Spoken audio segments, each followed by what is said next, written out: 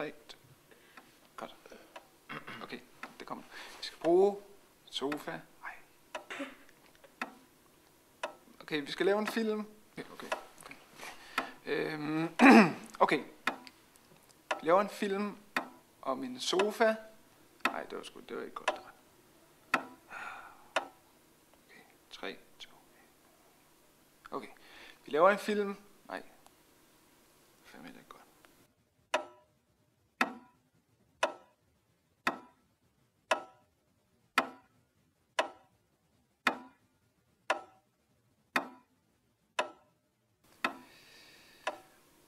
Okay, forestil dig det her. Det er en drøngod idé.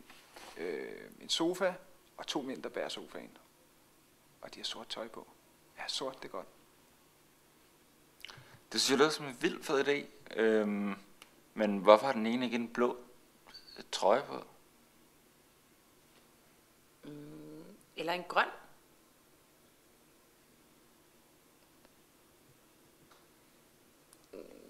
Så synes jeg, den skal være gul. Hvad med rød? Kan den ene så ikke være en kvinde? Jamen, kvinder kan da ikke bære sofaer. De har slet ikke muskler nok til det. Jeg synes godt, at kvinder kan bære en sofa. Okay, den her idé, den er lidt for underlig til mig. Jeg har en anden idé, der er sådan lidt mere... Den er meget spinkel, men jeg synes sådan, rent visuelt, så har den et eller andet. Altså forestil jer en mand, der står og dribler med en bold i en park. En film om en mand. En film om en mand og hans bold. Ja, og så tænker jeg faktisk på, at så kunne der komme en hen til manden. En anden person.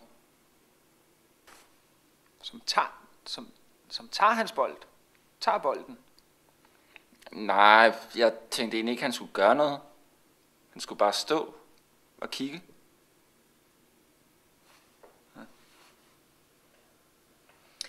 Hvad nu, hvis det var et kålhoved, han havde i stedet for, at han stod og legede med? Det har jeg prøvet, og det er rigtig svært at drible med et kålhoved. Den kan slet ikke hoppe. Et kålhoved kan ikke hoppe. Det ligger bare på jorden. Forestil jer, hvis han kaster et helt kålhoved op i luften, og så det kommer ned som snittet kål. Kålsne. Ja.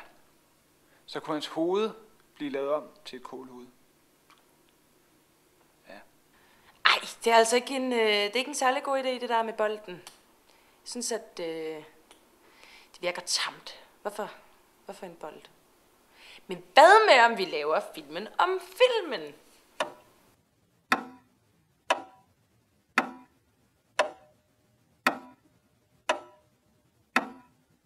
Jeg synes ikke, det er en særlig god idé, at vi laver filmen om filmen, fordi at så pæne er vi ikke.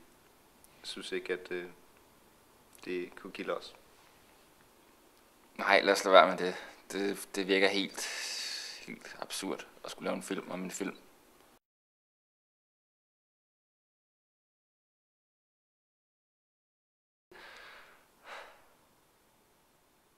Nu ved jeg det, mand! Det vi gør, det er, at vi...